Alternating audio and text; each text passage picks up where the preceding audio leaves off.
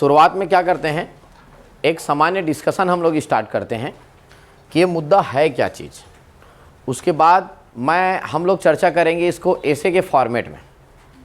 सामान्य जब डिस्कशन कर लेंगे तब देखेंगे कि ऐसे के फॉर्मेट में इसको कैसा लिखना है, उनके बारे में हम बात करेंगे। और ये इस साल का लगभग ये भी एक बहुत इम्पॉर्टेंट टॉपिक है जिसका इस साल आने का चांस ज़्यादा है।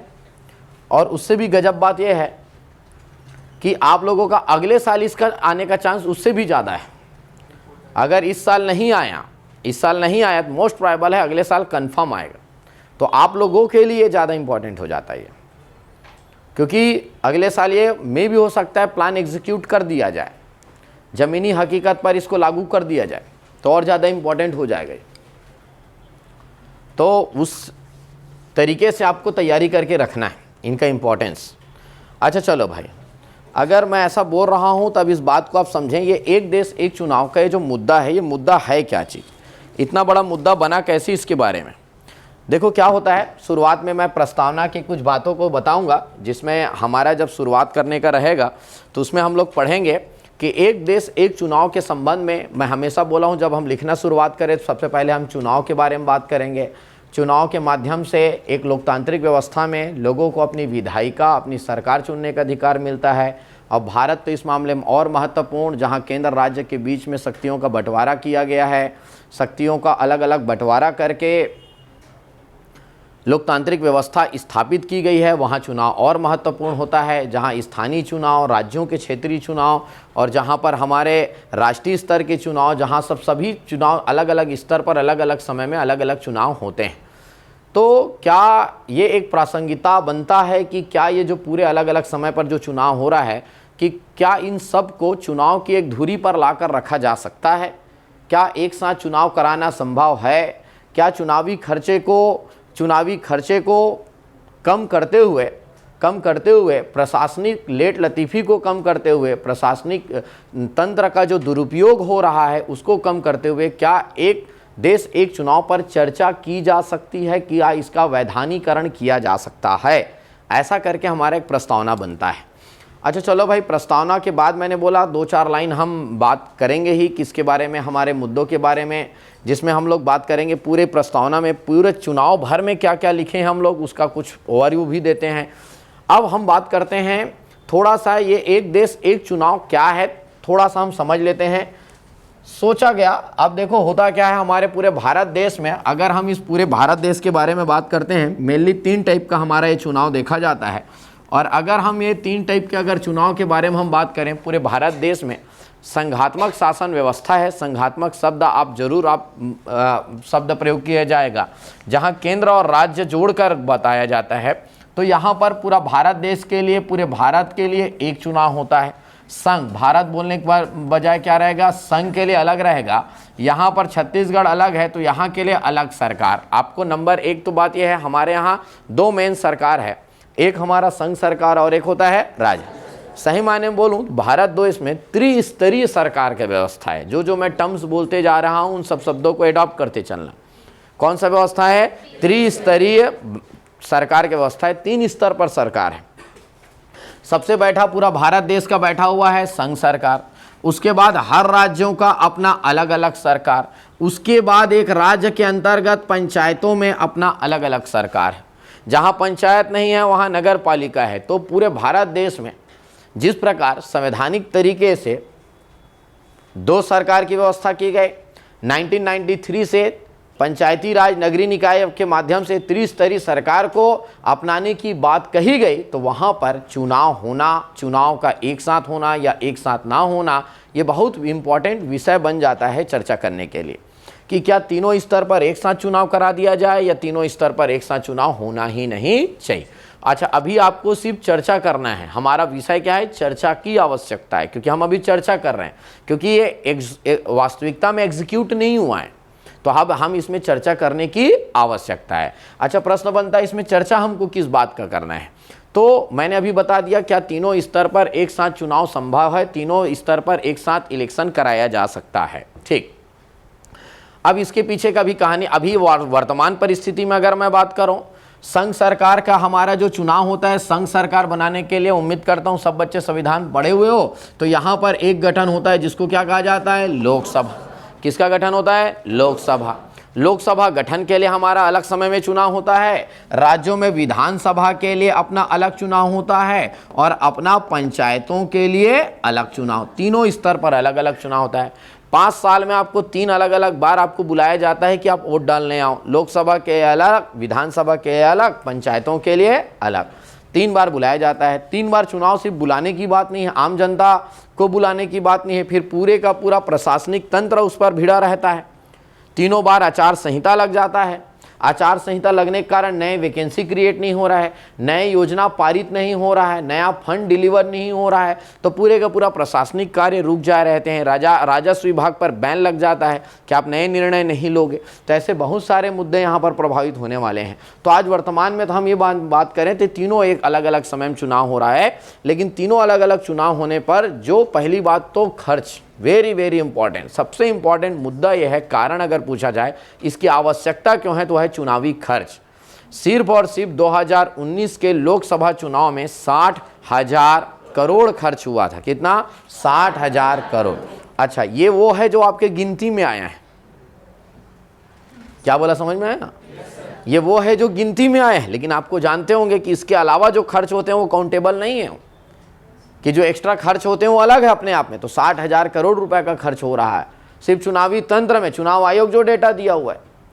तो ये जो चुनावी खर्च है, प्रशासन परेशान है, आचार संहिता लगा हुआ है, जब चुनाव का वक्त आता है चुनावी बॉन्ड बढ़ जाता है, लोगों को चुनावी चंदा ज़्यादा देने का वक्त आ जाता है, भैया ज़्यादा से ज़्यादा चंदा मांगने लग जाते हैं। व्यापारी वर्ग को 3 बार आप चंदा मांग रहे हो, एक बार लोकसभा चुनाव मांग रहे हो, एक बार विधानसभा चुनाव मांग रहे हो, और एक बार आप पंचायतों के चुनाव में मांग रहे हो, चुनाव से पहले। और हर दल मांगता है।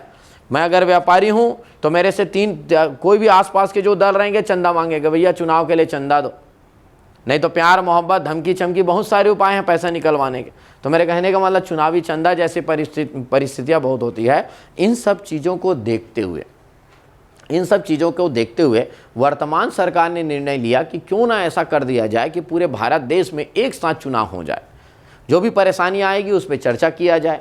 तो ये था एक थोड़ा बहुत परेशानी का विषय जिसको लेकर सरकार ने, क्योंकि एकदम से कानून बनाना उचित भी नहीं है भाई, कानून बनाने से पहले क्या अच्छा है, क्या बुरा है, क्या फ़ायदे हैं, क्या नुकसान है, कितना प्रशासनिक तंत्र लगता है, इन सब के बारे में बात करना पड़ेगा। अब इन सब के बारे में बात करने के लिए बहुत जोरदार एक कमेटी बनाई गई। जाने थे, नाम सुने थे आप? क्या बनाई गई? एक कमेटी, एक बढ़िया समिति बनाया गया। और इस समिति के बारे में अगर मैं बात करूँ तो जिस समिति के अध्यक्ष बनाए गए थे हमारे पूरा बोलना पड़ेगा, हमारे पूर्व राष्ट्रपति कौन? रामनाथ कोविंद की अध्यक्षता में एक समिति बनाई गई, जिसमें सभी दल के लोगों को भी उनके सदस्य बनाए गए थे, जिसमें न्यायपालिका से आने वाले लोगों को भी उनका मेंबर बनाया गया था, विधायिका के मेंबर को उनको मेंबर बनाया गया, कार्यपालिका के लोगों को मेंबर बनाया गया। तो सब बड़े बड़े जितने भी वैधानिक पद होते हैं उन सभी वैधानिक पदों पर बैठे लोगों को या बैठ चुके लोगों को इस समिति का मेंबर बनाया गया। और मेंबर बनाने के बाद बोला गया भैया इस संबंध में एक रिपोर्ट दो। तो उस समिति ने अपना रिपोर्ट भी दे दिया है, और उस समिति ने अपने रिपोर्ट में कुछ बातें कही भी है कि ये चुनाव कराया जा सकता है, उन बातों का ध्यान रखा जाए, चीज़ों को सिस्टमेटिक किया जाए। तो उन्होंने अपना रिपोर्ट भी दे दिया है। अच्छा, रिपोर्ट के बारे में अगर मैं बात करूँ, बहुत ज़्यादा इंपॉर्टेंट हो जाता है। रिपोर्ट में बहुत ज़्यादा तो नहीं, 2 बातों को बता देता हूँ। 2 बातों को अगर हम चर्चा करेंगे तो नंबर 1, उस रिपोर्ट में सबसे पहली बात तो उन्होंने कहा है, रिपोर्ट में उन्होंने कहा है, मैंने बोला है 3 स्तर पर है। तो पहले चरण में जो चुनाव होना चाहिए वह चुनाव लोकसभा व विधानसभा का चुनाव होना है। बोला ये दोनों चुनाव एक साथ कराया जा सकता है। अच्छा, समिति ने सिर्फ अपना, समिति हमेशा एडवाइजरी बॉडी होता है, तो वो सिर्फ अपना क्या दे रहे हैं? एडवाइस दे रहे हैं, अपना सलाह दे रहे हैं कि लोकसभा और विधानसभा का चुनाव एक साथ कराया जा सकता है। दूसरी बात यह है, बोला जब पहला चरण हो जाएगा तो दूसरे चरण में किसका चुनाव होना चाहिए? पंचायतों व नगर पालिका। वैसे मेरे को लगता है ये डिस्कस करने का जरूरत नहीं है, क्योंकि पंचायत व नगर पालिका का चुनाव अपने आप में अलग ही होता है, आज भी हो रहा है। लेकिन उन्होंने अपनी इस रिपोर्ट में इस बात को शामिल किया है कि इन लोगों को पंचायतों का अपना अलग दूसरे चरण में चुनाव कराया जाए। और पहले चरण में कौन सा हो जाएगा? लोकसभा व लगभग बोला गया ये चुनाव होने के 1 वर्ष के बाद किसका चुनाव करा दिया जाए? पंचायतों और नगर। 100 दिन बोले क्या? 100 दिन बोले, कितने दिनों के भीतर? 100 दिनों के भीतर ये चुनाव करा दिया जाए। अच्छा चलो भाई, तो ये तो इन्होंने एक चुनाव के बारे में अपना सलाह दिया है। दूसरा इन्होंने एक सलाह और दिया है। ओवरऑल इस पूरी कहानी में समस्या एक तो जो आ रहा है वो समस्या ये आ रहा है, मान लो जाए आज लोकसभा का चुनाव आया, लोकसभा का विषय आया, ये हमारा 5 वर्ष है, और यहाँ पे अगर मैं बात किया 0 वर्ष है। और वैसे ही विधानसभा का काम शुरुआत होगा, एक दिन चुनाव हुआ, एक दिन गठन हुआ, 5 वर्ष स्टार्ट हुआ, नियमतः 5 वर्ष यहाँ पे इनका भी पूर्ण हो जाना चाहिए, तब अगला चुनाव होगा। लेकिन हम संविधान पढ़े हुए हैं, हम पढ़े हुए हैं कि विधानसभा समय से पहले भी भंग हो सकता है, लोकसभा भी भंग हो सकता है, उनके भी डिसॉल्व होने के बहुत सारे प्रोविजन है हमारे यहाँ। तो इवन हमारे प्राइम मिनिस्टर अगर राष्ट्रपति को अगर एडवाइस दे दे तो भी डिसॉल्व हो जाएगा, तो भी भंग हो जाएगा। या हम बात करते हैं कहीं पर आपातकालीन स्थिति हो जाती है, राष्ट्रपति शासन लग जाता है, पता चला राज्यों में आपातकाल लग गया। सबसे पहला समस्या ये है, पता चला हमारा जो ये तंत्र है, कोई राज्य का विधानसभा है, ठीक है भाई 28 राज्य है, 2 केंद्र शासित प्रदेश में भी है, अब तो 3 केंद्र शासित प्रदेश में हो गए। तो कोई ना कोई ऐसी जगह हुआ जहां समय से पहले ही विधानसभा भंग हो गया। तो पहली बात तो ये बहुत बड़ा प्रश्न था, यहाँ पे जो चुनाव होगा दोबारा, नियमतः आज क्या होता है, यहाँ से फिर से चुनाव हुआ तो अगले कितने साल के लिए होता है? 5 साल। जब एक देश एक चुनाव है तो हमेशा उनको क्या करना पड़ेगा? एक ही जगह लाके खत्म करना पड़ेगा। तो डेफिनेटली ये किसके लिए होना चाहिए? बचे हुए कार्यकाल। अब ये भी एक बहुत बड़ा समस्या रहेगा। मान लो जाए कोई विधानसभा 4 साल में भंग हो गया, 1 साल बचा हुआ है, वहां पर इतना बड़ा फिर से चुनाव कराया गया, चुनाव होने के बाद लोग जो चुनाव जीत कर आए वो सिर्फ कितने साल के लिए है? एक साल बाद वो सदस्यता उसकी समाप्त हो जाएगी। बहुत भयंकर समम को संशोधन करने पड़े होंगे। तो मेरे कहने का मतलब है ये एक थोड़ा बहुत चर्चा है। या हो सकता है कभी लोकसभा ही समय से पहले भंग हो जाए। इसमें तो और एक खतरनाक बड़ा समस्या, पहले भंग हो जाए, चलो लोकसभा भी मान लो जाए पहले भंग हो जाए, और लोकसभा मान लो जाए पहले भंग हो जाता है तो वो अपने बचे हुए कार्यकाल के लिए फिर से चलो गठन कर देते हो। लेकिन समस्या तो सबसे गजब बात तब आएगा जिस दिन देश में राष्ट्रीय आपातकाल अगर दोबारा लगा और उसमें प्रोविजन है कि इमरजेंसी के टाइम में लोकसभा के कार्यकाल को एक बार में 1 साल के लिए बढ़ा तो कई साल तक सकते हो आप, लेकिन सिंगल टाइम में आप एक बार ही आप बढ़ा सकते हो। अब मान लो जाए उस साल बढ़ाकर 6 वर्ष हो गया तो 6 साल बाद इसका चुनाव होगा, तो बाकी लोगों का क्या होगा? फिर तो पूरे के पूरे 31 विधानसभा का कार्यकाल शिफ्ट करना पड़ेगा। जो बोल रहा हूं समझ में आ रहा है? तो यहां पर क्या प्रश्न चिन्ह बना, क्या लोकसभा का कार्यकाल विधानसभा का कार्यकाल क्या लोकसभा पे निर्भर करना चाहिए? क्या क्षेत्रीयता नाम का कोई चीज है? ये एक बहुत बड़ा समस्या उत्पन्न हुआ है। कम हो रहा है तब तो सॉल्यूशन है, बढ़ रहा है तब तो कैसे सॉल्यूशन है? उस दिन तो फिर हो जाएगा। और बिल्कुल ये चीज हो भी चुका है। ऐसा नहीं है कि मैं जो पढ़ा रहा हूं सिर्फ एक संवैधानिक सैद्धांतिक प्रोविजन है, ये नहीं बोल रहा हूं, थ्योरेटिकल है, आज तक ऐसा नहीं हो, ये प्रैक्टिकल है। इन 1975 इन 1976 ऑलरेडी 2 बार ऐसा हो चुका है। तब उस समय में कैसा होगा? तो ये एक बहुत बड़ा आज भी समस्या बना हुआ है। इसका सॉल्यूशन क्या है? या तो आप संवैधानिक संशोधन करो और लिखो लोकसभा का कार्यकाल 5 वर्ष मतलब 5 वर्ष, आपको वहां पर संशोधन करना पड़ेगा। नहीं तो उस दिन जो आप ये प्रक्रिया शुरुआत कर रहे हो उस दिन फिर से एक बार टूट जाएगा। विधानसभा एक साथ होने शुरू हो जाएंगे और लोकसभा अलग होना शुरू हो जाएगा। तो मेरे कहने का मतलब है कुछ आज भी समस्याएं हैं। उन्होंने कहा इसके लिए किया जाए, उन्होंने सलाह दिया है इसके लिए संवैधानिक संशोधन किया जाए। यदि कोई भी विधानसभा या लोकसभा पहले समय से पहले पूर्व भंग हो जाती है तो जो नया विधानसभा या लेजिस्लेटिव जो रिजॉल्व किया जाएगा वो अपने बचे हुए कार्य, जैसे आज पंचायतों में होता है, जब कोई पंचायत भंग होता है, जब कोई नगर पालिका भंग होता है तो अपने बचे हुए कार्यकाल के लिए रिजॉल्व होता है, फिर से पुनर्गठित किया जाता है, तो बचे हुए कार्यकाल के लिए होता है। कुछ मुद्दे समझ में आए? चलो भाई, लेकिन जब हम इस मुद्दे पर चर्चा कर ही रहे हैं, ये तो मैं थोड़ा बहुत डिस्कशन बता दिया क्योंकि हमको अभी ऐसे राइटिंग करना है, तो बेसिक इसमें चल क्या रहा है ये हमको समझना है। चलो भाई, एक एक मुद्दे पर और हम चर्चा करेंगे। और उसके बाद अगर मैं इसी में चर्चा करता हूँ, लास्ट हमारा एक मुद्दा और इसी में आ जाता है। जब इतना बड़ा चर्चा हम कर डाले तो थोड़ा सा याद रखना है, ये एक बहुत बड़ा चुनाव सुधार है। बहुत बड़ा क्या है? ये चुनाव सुधार है। चुनाव प्रक्रिया में सुधार का प्रावधान किया जा रहा है। तो कुछ कुछ पॉइंट है जिसको आप एक्स्ट्रा करिकुलम में यहाँ डालना चाहिए। जैसे अगर मैं ऐसे लिखता तो कुछ पॉइंट को जरूर डालता। नंबर एक अगर मैं बात करता हूँ निर्वाचन संबंधी संवैधानिक प्रावधान, सबसे पहले तो मैं यहाँ लिख देता, एक हेडिंग डाल देता। पहली बात तो मेरे को पता होना चाहिए भारतीय संविधान में निर्वाचन संबंधी प्रावधान क्या क्या किया गया। नंबर एक बात ऐसे में कहीं पे छोटा सा, मैं नहीं बोल रहा हूँ एक्सप्लेन करो, वही नहीं जानना चाह रहे, वो तो ये जान रहे हैं आप एक देश एक चुनाव में चर्चा करो बोल रहे हो, लेकिन कहीं पे बॉक्स बनाकर छोटा सा क्या क्या प्रावधान है। आर्टिकल 324 क्या होता है, अगर हम बात करेंगे तो आर्टिकल 325 में क्या है, 326 में क्या है, ये निर्वाचन संबंधी प्रोविजन कहाँ से कहाँ है, निर्वाचन संबंधी अधिकार किनके पास होता है, ये थोड़ा सा एक मुद्दा बनता है। नंबर एक बात तो निर्वाचन संबंधी, और दूसरी बात सुधार की बात कर रहे हैं हम लोग।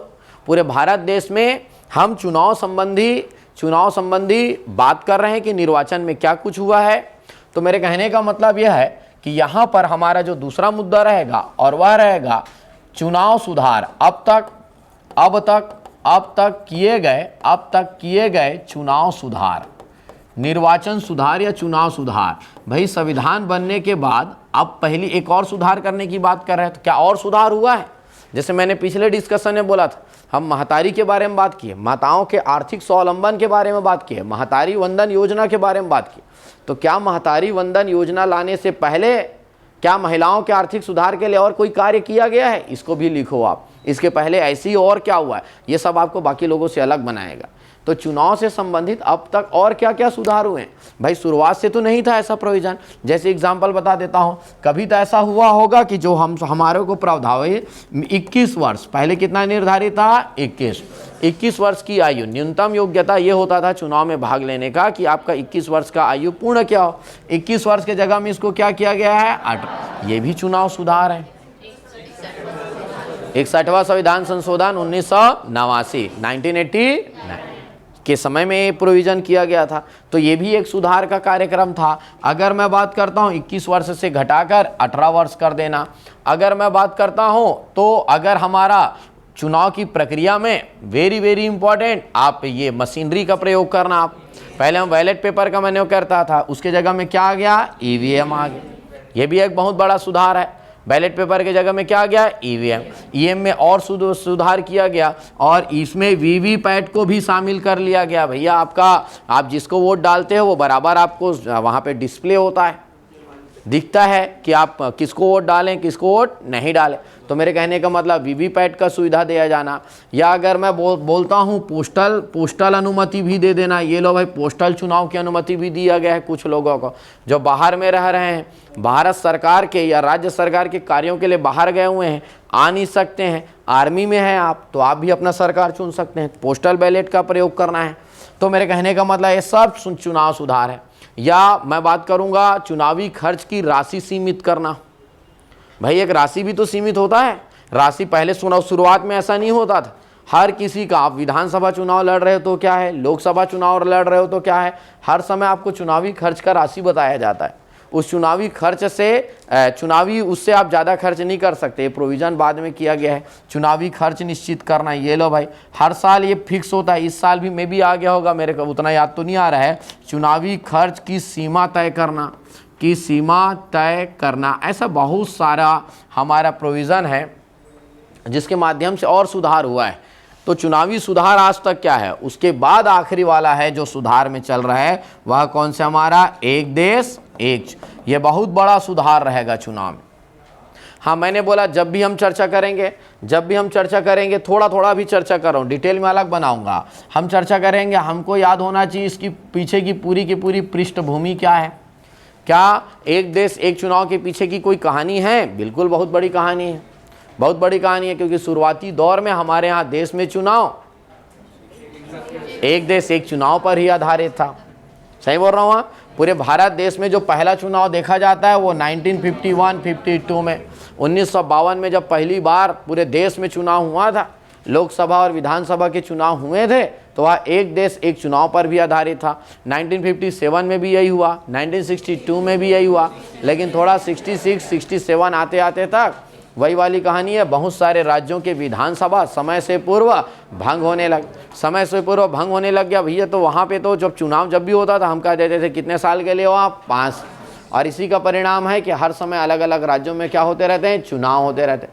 फिर जो आपातकालीन सिचुएशन में हमारा लोकसभा का कार्यकाल 1 वर्ष बढ़ाया गया था, वो भी एक समस्या बना। तो इन सब कारणों से एक देश एक चुनाव करा पाना संभव नहीं हो पाया और लगभग 50 वर्षों तक अलग लोकसभा और विधानसभा के चुनाव अलग अलग होते रहे।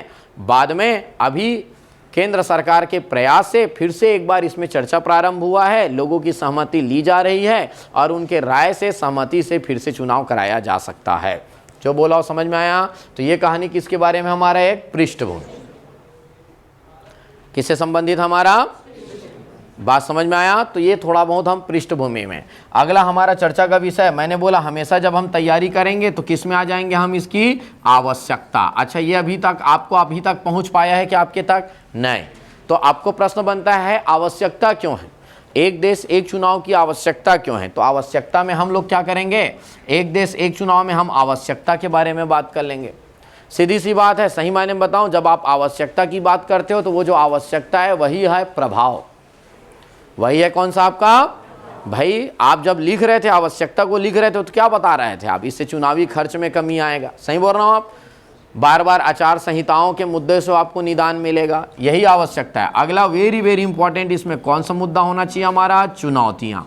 क्या मुद्दा होना चाहिए हमको, चुनौती। मतलब आपको पता होना चाहिए एक देश एक चुनाव को एग्जीक्यूट करने में आपको कौन कौन सी चुनौतियाँ आने वाला है। और चुनौती आने के बाद हमेशा क्या बोलता हूँ मैं, आगे की राह। ये लो भाई, आगे की राह। अब सभी स्टूडेंट एकदम ध्यान से सुनना, मैं एक बार पूरे का पूरा फॉर्मेट तय कर रहा हूँ। जैसे हम आज तक हम पढ़ते आए हैं, अभी तक पढ़ते आए हैं एसे राइटिंग का पैटर्न, अब मैं एक फॉर्मेट तय कर रहा हूँ। चलो भाई, एक देश एक चुनाव पर मुद्दा चल रहा है और एक देश एक चुनाव पर मेरे को निबंध लेखन का कार्य स्टार्ट करना है।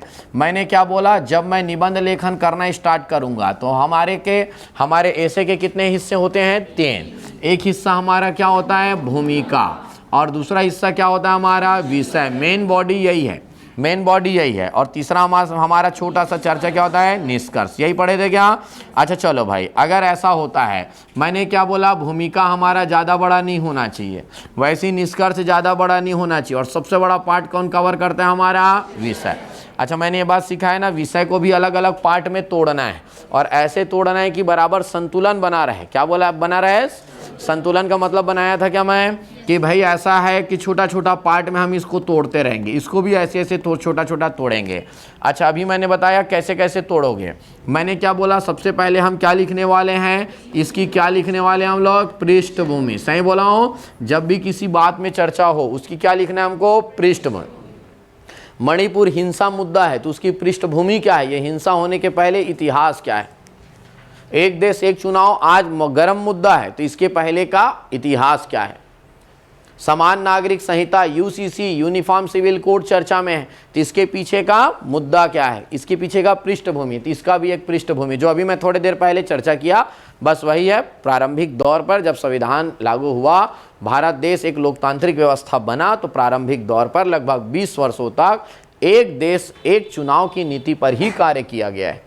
बाद में हम परिस्थितियों को बता देंगे जिसके कारण वह कंटिन्यू नहीं हो पाया। अच्छा चलो भाई, ये हो गया पृष्ठभूमि। अगला हम बात करेंगे, हमेशा बोलता हूँ किसी भी मुद्दे पर क्या लिखेंगे हम लोग, वर्तमान स्थिति। वर्तमान स्थिति क्या है, वर्तमान स्थिति तो पहले तो यही है, लोकसभा और विधानसभा का चुनाव अलग अलग होता है। सही बोल रहा हूँ? दोनों का कोई रिश्ता है क्या जी? किसी राज्य में विधानसभा का चुनाव होना लोकसभा पे निर्भर करता है क्या? नहीं। या लोकसभा का चुनाव कब होना ये किसी विधानसभा पर निर्भर करता है क्या? नहीं। नंबर एक बात। अच्छा, इसी मुद्दे को लेकर क्या बनाया गया है अभी हमारे यहाँ, समिति, उसको चर्चा कर ले। मैं वही फॉर्मेट सेट कर रहा हूँ। हमेशा कभी भी किसी मुद्दे पर हम बात करेंगे तो क्या पढ़ेंगे, आवश्यक। मैंने क्या बोला, 3-4 मुद्दे बोले थे। या तो किसी मुद्दे को लेकर आप आवश्यकता बताओगे, या तो उसका कारण बताओगे। क्या बताओगे आप, उसका कारण। जैसे मणिपुर हिंसा में कारण बताओगे क्या आवश्यकता बताओगे? अब हिंसा का आवश्यकता तो नहीं लिखोगे आप, लिख सकते हैं क्या? मतलब समझना भाई, मैं उम्मीद कर रहा हूँ थोड़ा बहुत दिमाग है तुम लोग के पास और उसका प्रयोग कर रहे हैं। दिमाग तो खैर सबके पास है, मैटर ये करता है प्रयोग कौन कर रहा है, बस रट नहीं जाना है। अरे सर ने आवश्यकता बोला है, जोरदार, क्यों है इसकी आवश्यकता? मत समुदाय को उनका अधिकार दिलाना है। चलो आवश्यकता, तो कहाँ पे कौन सा शब्द प्रयोग करोगे आपको पता होना चाहिए। क्या लिखेंगे? आवश्यकता लिखने के बाद मेरे को ये नहीं लगता है कि इसका प्रभाव हमको पढ़ने का जरूरत है, क्योंकि जब आवश्यकता आप बताते रहोगे तो उससे बात समझ में आ जाएगा कि क्या पड़ेगा, उससे क्या प्रभाव पड़ेगा। वेरी वेरी इंपॉर्टेंट, हर मुद्दे पर क्या आता है हमारा? चुनौतियां। क्या है हमारा? चुनौतियां। ये लो भाई चुनौतियां, क्लियर है? एक्चुअल में यहां दो मुद्दे होते हैं, तो आपको किसको कहां पे प्रावधान करना है? समाधान। क्या करना है? आप अगर समस्या है तो समाधान बताओगे, अच्छी बात है तो उसमें चुनौती बताओगे। सोचने वाली बात, अच्छे काम को भी करने में, एग्जीक्यूट करने में, लोगों तक पहुंचाने में क्या चुनौती आ रही थी? यहां तो समाधान नहीं आएगा, क्या आएगा हमारा? चुनौती। और हर मुद्दे पर हमें आगे हमेशा, इसमें आपको ज़्यादा परेशान नहीं होना है, चाहे वो हिंसा रहे, चाहे कोई योजना रहे, लोगों के बेनिफिट की बात हो, लोगों के कल्याण की बात हो, हर मुद्दे पर क्या बताना है हमको? आगे की राह। क्या बताया मैंने? आगे की राह। ये मैंने बोला हमारा मेन बॉडी ये बन गया, और आखिरी में क्या है? निष्कर्ष। तो हमारा एक फॉर्मेट तय हो गया। फॉर्मेट में हमको क्या क्या तय हो गया? एक भूमिका, ये मेन बॉडी, और ये क्या हो गया? निष्कर्ष। ये मैं लिखना पहले शुरू करने से पहले ही प्लान कर लिया हूँ, तब मैं लिखने जाऊँगा, अन्यथा नहीं लिखूंगा मैं। और मैंने बोला एक्स्ट्रा में थोड़ा माइंड लगाओ, दिमाग लगाओ, और कुछ और बातें लिखो जो आपको बाकी लोगों से अलग कराए। हर कोई यही लिखा लुखाया जाएगा और यही लिख कर आएगा, लेकिन आप क्या बनाते हो ये मैटर करता है। और अगर ऐसा है हमारा, तो मेरे कहने का मतलब है यहाँ पर कुछ स्पेशल याद, जैसे थोड़ी देर पहले मैंने बताया, हाँ याद आ रहा है क्या? साइड में कहीं पे, जैसे मेरा पूरे का पूरा ये मेरा पेज है, मेंस का पेज है, तो कहीं पे बॉक्स में मैंने लिख दिया अन्य संवैधानिक प्रावधान, थोड़ा थोड़ा पॉइंट डाल दिया, अनुच्छेद 324, अनुच्छेद 325, ऐसे थोड़ा थोड़ा बता दिया।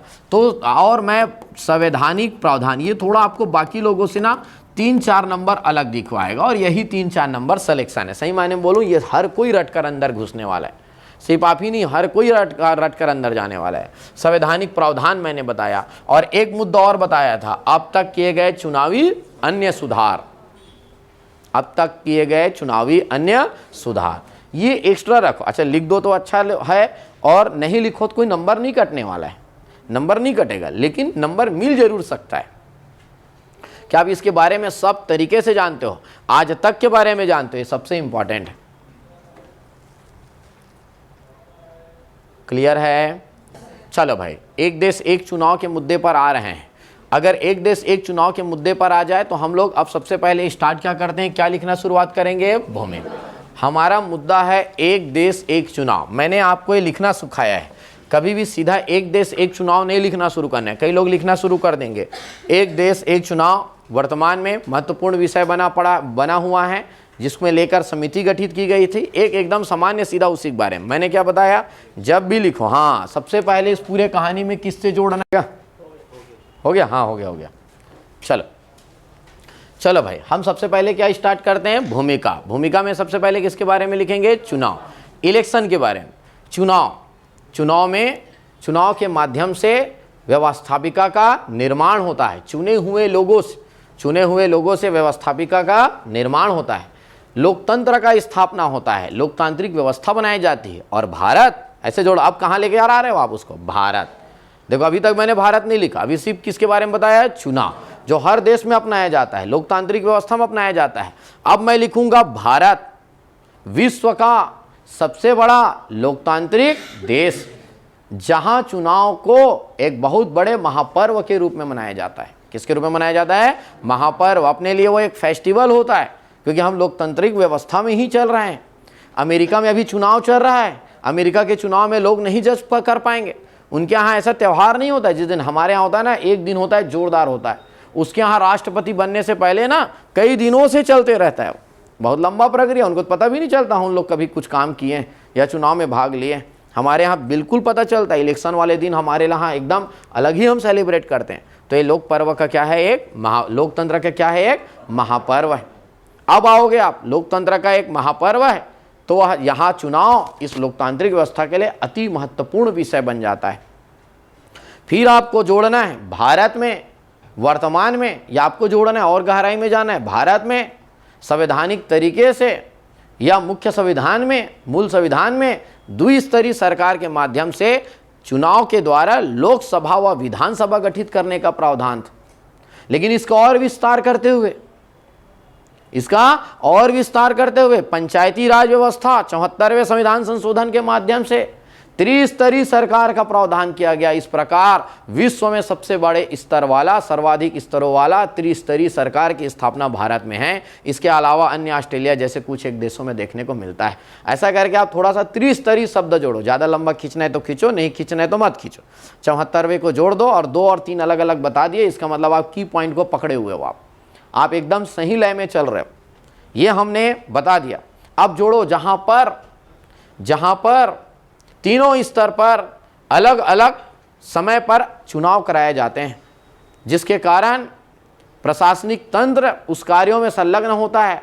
आचार संहिता जैसी घटनाएं होती है, चुनावी खर्च होता है, चुनावी चंदा जैसी घटनाएं बार बार देखी जाती है, जिसके कारण प्रशासनिक व्यवस्था प्रभावित होता है।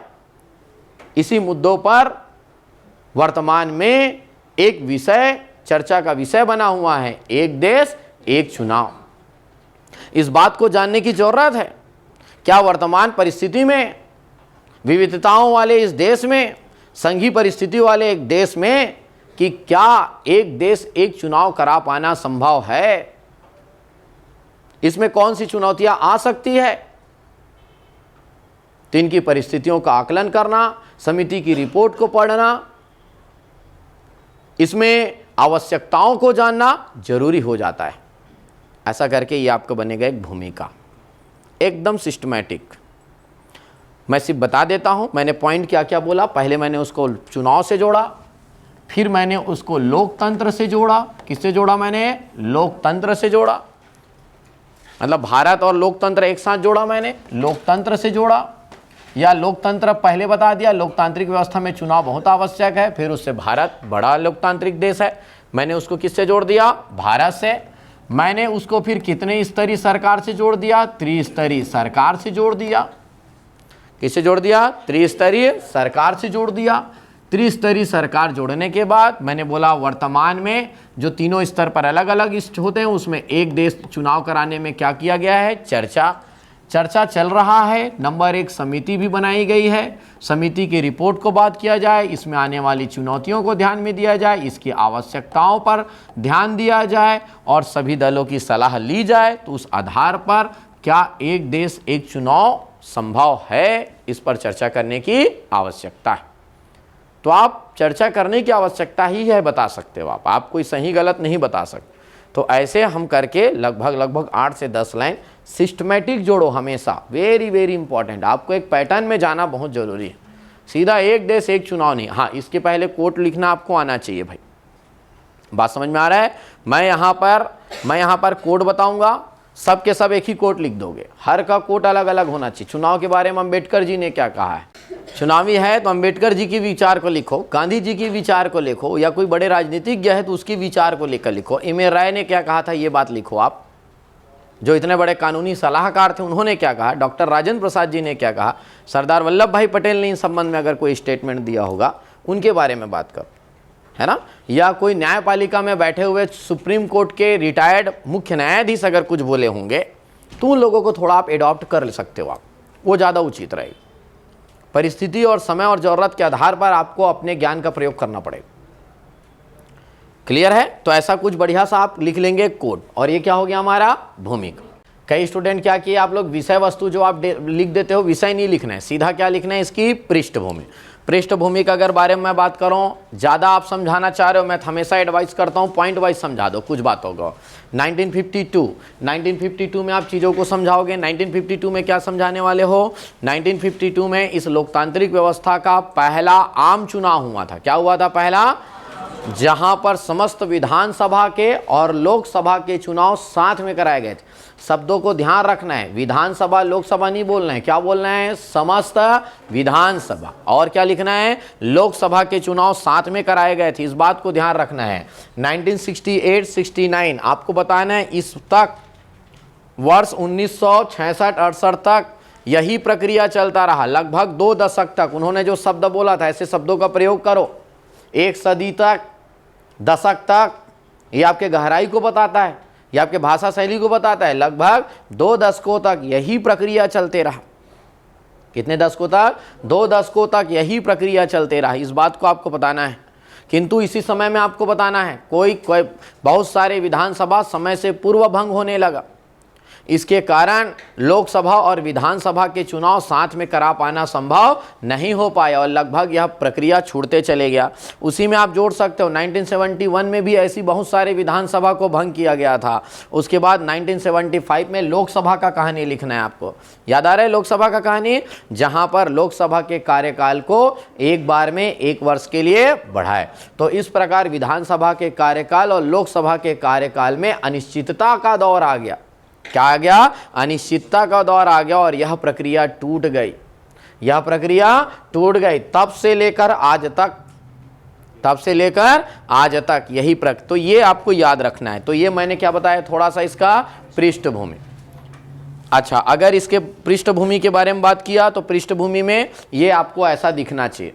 मैं ऐसा एक लिख कर दिखाया हूं, पॉइंट इसलिए बताया था ताकि मैं ईयर वाइज आपको समझा सकूं। क्लियर है भाई, ये ऐसा एक हेडिंग दिखना चाहिए। इसमें कुछ कमी है, मैं टाइप दे रखा हूं इसलिए कुछ कमी है। याद रखना कि यहां पर अंडरलाइन का प्रयोग करना जरूरी है। आप कोई चीज़ लिखे हुए हो, अच्छे कंटेंट है, उसको वहां पर बुलाना जरूरी है।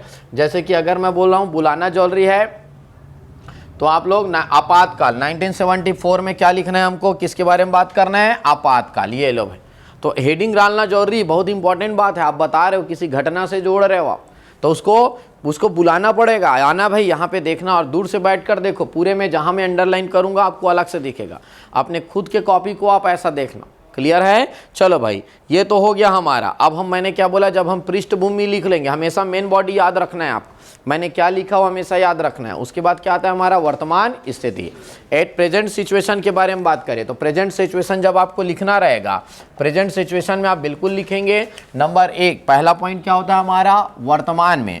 अगर प्रेजेंट में बात करें, लगभग समस्त विधानसभा के, लोकसभा के और तीनों स्तर पर या स्थानीय और क्षेत्रीय चुनाव, तीनों शब्द प्रयोग करेंगे। कौन कौन से आपका, लोकसभा, एक शब्द बोलता हूं, लोकसभा, समस्त विधानसभा,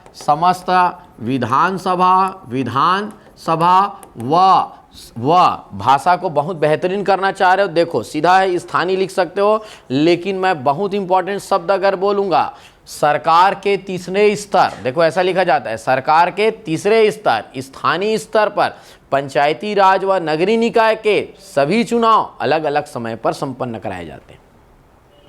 ये वर्तमान स्थिति लिखने के ऊपर है, आप कितना वजन डाले हो अपने भाषा में, आप कितने अच्छे शब्दों का प्रयोग किए हो, ये बहुत मैटर करता है।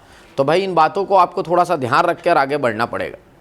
बात समझ में आ रहा है, तो इसको ऐसे आपको लिंक करना पड़ेगा वर्तमान परिस्थिति में लेकर। दूसरा, वर्तमान परिस्थिति में आज क्या, वर्तमान मतलब क्या हो रहा है, आज वर्तमान में किस मुद्दे पर हम आए हैं। तो बिल्कुल यहाँ पर अब थोड़ा सा आपको किसके बारे में बात करना पड़ेगा, समिति के बारे में।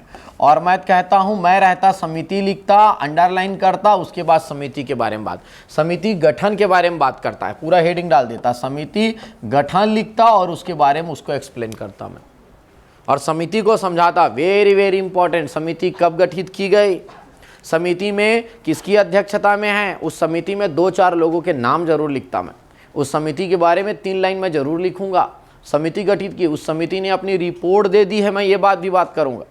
रिपोर्ट को आप चाहो बाद में भी पढ़ सकते हो, रिपोर्ट को आप चाहो बाद में भी पढ़ सकते हो, और नया चाहो तो 1 लाइन में ख़त्म कर सकते हो। दोनों जिन्होंने लोकसभा और विधानसभा के चुनाव एक साथ और उसके 100 दिनों के भीतर स्थानीय चुनाव को संपन्न कराने का दिया है। और दूसरा, उन्होंने यह भी सलाह दिया है, ऐसा करके वर्तमान स्थिति कहाँ तक पहुँचे हो, जितनी कहानी। अच्छा, ये आज पढ़ा रहा हूँ मैं आपको, हो सकता है आप अगले साल मेंस राइटिंग कर रहे हो, तब तक ये बिल लोकसभा में चले जाए, लोकसभा से पारित हो जाए, राज्यसभा में हो या राष्ट्रपति के पास हो, तो उस आधार पर अपने आप को अपडेट कर लेना भाई। बात समझ में आ रहा है कि नहीं आ रहा है? तो अपडेट करना वर्तमान स्थिति के बारे में। तो अभी अभी पूरा रिपोर्ट को समझा दिया मैं, रिपोर्ट में क्या क्या हुआ इस बात को समझा दिया। क्लियर है? तो ये वर्तमान परिस्थिति आपको समझाना जरूरी है, वो दोनों लाइन को आपको लिखना पड़ेगा। आपका वर्तमान परिस्थिति आप कुछ इस प्रकार से ऐसा लिख सकते हो। बहुत ज़्यादा इसको मैं नहीं खींचा, बहुत ज़्यादा लंबा नहीं है, ये सब काम आपका है। मेरे पास जो कंटेंट है, मेरे कंटेंट को लिखकर आप कॉपी मत करो, हमेशा आपको लिखना सीखना है, आपको भाषा शैली में है। जैसे हम लोग इतने लोग बैठे हैं, कोई बहुत अच्छा लिख रहे हैं, कोई पीछे है, बस तो हमको जो सीखे हैं उनसे मतलब नहीं है, हम कहाँ पर हैं इसको जानना है, उनमें इम्प्रूवमेंट लाना है। और मैं बताऊं, हर कोई आप लोग लेखक हो यार, कितने सालों से, 20 सालों से लिख रहे हो आप, हर कोई लेखक है, बस हमारा लिखना छूट चुका है, इसलिए हम उन बातों को ध्यान नहीं दे पाए। मैं ही जब इंजीनियरिंग पढ़ा, पहली बार इस क्षेत्र में आया, पता चला मैं लिख कैसे पाऊंगा, भाषा प्रवाह कैसे कर पाऊंगा, मैं शब्द नहीं आते थे बाहर। लेकिन जब उसमें हम पढ़ते रहे, लिखते रहे, बार बार बुक लिखने का काम चला, वाक्य रचना का काम चला, तो बिल्कुल वो एक भाषा प्रवाह आ जाता है, शब्दकोश बन जाता है, हम अपने अंदर एक डिक्शनरी का निर्माण कर लेते हैं। तो मेरे कहने का मतलब है, लिखा करो आप लोग, मेरे ऊपर ज़्यादा निर्भर मत रहा करो कि मेरे पास क्या कंटेंट, मेरे पास बहुत सारे कंटेंट। क्लियर है? आप अपना भाषा बनाना शुरुआत करो, तभी आप एक सीख पाओगे। अब ये बहुत इंपॉर्टेंट है, जिसमें आपको ना बहुत ज़्यादा समय देना पड़ेगा। एक देश एक चुनाव की आवश्यकता, एक देश एक चुनाव की आवश्यकता में भी आप बात कर सकते हो। और दूसरा चर्चा का विषय, जैसे कि पूजा लेकर आए थे क्या आप लेकर आए थे कि एक देश एक चुनाव के पक्ष में तर्क और विपक्ष में तर्क, दोनों उन्होंने बात किया, ऐसा भी आप लिख सकते हो। अच्छा है, आवश्यकता। अच्छा, पहले तो हम क्या देख सकते हैं, इसकी आवश्यकता। अच्छा, पहले अगर हम बात करते हैं आवश्यकता के, मैं पहले ही बताया सबसे मेन आवश्यकता क्या है इसका, चुनावी खर्च में क्या लाना है हमको, कमी। सही बोल रहा हूँ, चुनावी खर्च। लेकिन खर्च की बात की जा रही है तो बस बड़ा बड़ा बात बस नहीं करना है थ्योरी में, हमेशा कुछ डेटा भी हमारे पास होने चाहिए भाई। क्या होता है, लिख तो सब रहे हैं, लेकिन डेटा में ना 100 में से 2 ही लोग डेटा में बात करते हैं, क्या खर्च की बात हो रही है, और तुरंत का लिखो ना जी। अभी लगभग IDFC ने कोई तो अनुमान लगाया होगा कि लगभग 1 लाख करोड़ रुपए खर्च होने वाला है अभी। और 1 लाख करोड़ मतलब समझते हो, एक राज्य के 1 साल का बजट होता है, एक राज्य का पालन पोषण किया जा सकता है 1 साल तक, और उतना एक चुनाव में खर्च हो जाता है हमारे यहाँ। सबसे बड़ा खर्च आवश्यकता इसीलिए क्योंकि चुनावी खर्च हम क्या लाना है, कमी। और हमेशा डेटा में बात करना है, मैं बता देता हूँ, डेटा में हमको बात करना है। अच्छा चलो भाई, अगला चर्चा का विषय है चुनावी चंदा जैसी समस्याओं में क्या लाना है, कमी। चुनावी चंदा, जानते हैं चुनावी चंदा क्या होता है? और चुनावी चंदा तो अभी चर्चा में भी है इलेक्टोरल बॉन्ड के बारे में, तो खैर उसके बारे में ज़्यादा मत लिखना, लेकिन आपको याद रखना है चुनाव के समय पे चुनावी चंदा जैसी घटनाएं बढ़ जाती है, चुनावी चंदा की मांग बढ़ जाती है। इससे प्रशासन में या व्यापार में जो प्रभाव पड़ता है उसमें कमी लाना है। और इसी चंदे के कारण उस समय व्यापार कुछ महीने तक, हर बार जब भी चुनाव होगा व्यापार का त्रैमासिक रिपोर्ट हमेशा डाउन रहेगा। मैं बता दूं, जैसे क्वार्टरली हमारा रिपोर्ट आता है ना अर्थव्यवस्था का, जब इस साल चुनाव हुआ है ना, मैं गारंटी दे रहा हूँ अगला त्रैमासिक रिपोर्ट डाउन आएगा। उसका कारण है उन लोग तो चंदा दे दिए ना, तुमको लाभ कहाँ से दिखाएगा, वो बिजनेस कहाँ से कर पाएगा। तो चुनावी चंदा जैसी समस्या आ जाती है, उसमें कमी लाना है। अगर मैं बात करूँ प्रशासनिक मशीनरी का सदुपयोग करना है, क्या करना है, और यहाँ पर आपको बताना पड़ेगा चुनाव कौन कराएगा, प्रशासन ही तो करवाएगा। आपका राजस्व कौन सा विभाग बचता है चुनाव में, पूरा का पूरा विभाग तो उसी में लग जा रहता है। तो बार बार के चुनाव से कुछ दिनों तक प्रशासनिक तंत्र चुनाव कार्यों में संपन्न रहता है, वह अपने निर्धारित कार्यों से भटक जाता है या उसको पूर्ण नहीं कर पाता, जिनके कारण प्रशासन का सही ढंग से सदुपयोग नहीं। ऐसा लिंक करना पड़ेगा, बताना पड़ेगा क्या बोलना चाह रहे हो आप इसके अंदर में। अगर मैं बात करता हूँ आदर्श आचार संहिता की परेशानियाँ, यहाँ पे आपको लिखना पड़ेगा बार बार आचार संहिता जैसे समयों की घोषणा करने से नई योजनाओं पर कार्य नहीं हो पाते, नए पदों पर भर्ती नहीं हो पाता है। आचार संहिता का मतलब तो यही है ना, मंत्री परिषद नया बैठक नहीं करेगा, नया टारगेट नहीं लाएगा, नया योजना प्लान नहीं करेगा 3 महीने तक। अभी मेरे ख्याल से लगभग 83 या 87 डेज का आचार संहिता है। इस समय पर कोई नया काम नहीं होगा, पुराने काम चलेंगे, नया फंड निर्धारित नहीं होगा। तो लगभग आचार संहिता, बार बार आचार संहिता लगना एक परेशानी है, ये कोई अच्छी बात नहीं। व्यापार प्रभावित होता है, पैसे का लेन देन प्रभावित होता है। चुनाव आयोग ने बोला है 50,000 से ज़्यादा अगर आप लेकर चलोगे तो आपको हिसाब देना पड़ेगा। बहुत सारे पैसे हिसाब ही नहीं दे पाए, बहुत लोग हिसाब नहीं दे पाए तो व्यापार प्रभावित होता है।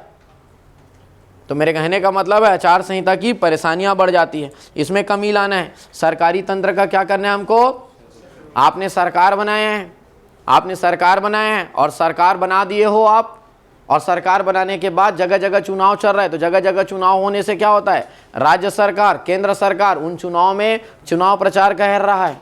आपने सरकार प्रचार करने के लिए नहीं बनाया था, या आपने भाषणबाजी देने के लिए नहीं बनाया था। हमारा सरकार बनाने का उद्देश्य क्या था कि वो सही तरीके से कार्य कर सके, शासन करे, बार बार मंत्रिपरिषद का बैठक करे, लोकसभा में ज़्यादा समय लगाए।